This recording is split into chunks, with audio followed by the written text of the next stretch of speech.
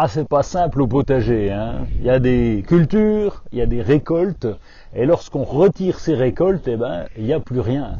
Alors que faire? Parce que l'idéal, c'est de ne jamais laisser la terre nue. C'est pas bon pour le sol, ni pour le sol du potager, ni d'ailleurs pour les sols en général.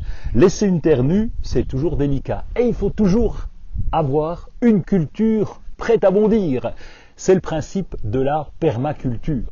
Ces espaces-là, on va les semer. Alors, une fois que vous avez retiré vos choux qui n'ont pas été beaux cette année, vos pommes de terre, une fois la récolte finie, on va passer un petit coup de crochet, on va gratter la terre et nous allons semer à nouveau des légumes. Alors vous pouvez semer des légumes à cycle court, c'est le cas des radis roses, des radis noirs, des salades, des épinards que vous consommerez tout petits en micro-pousses. Et donc pour cela, rien de plus simple, vous grattez un peu le sol, vous pouvez rajouter un peu de terreau éventuellement, vous grattez le sol, vous installez vos graines évidemment, des graines que vous aurez gardées d'une année sur l'autre ou que vous aurez achetées, après tout c'est vous qui décidez.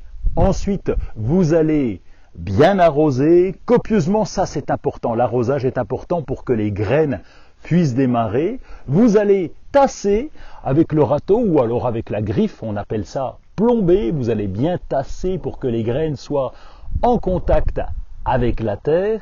Vous allez arroser à nouveau, et évidemment, vous allez laisser pousser. Lorsqu'on fait des semis, les plantes sont beaucoup plus résistantes que les jeunes plants. Faites du semis, ça marche bien. Et puis, vous pouvez installer aussi des engrais verts, comme la moutarde, la facélie, qui vont occuper le terrain, qui vont se développer et que vous pourrez réincorporer au sol en automne ou au printemps. Alors allez-y, semez, parce que vous allez encore récolter.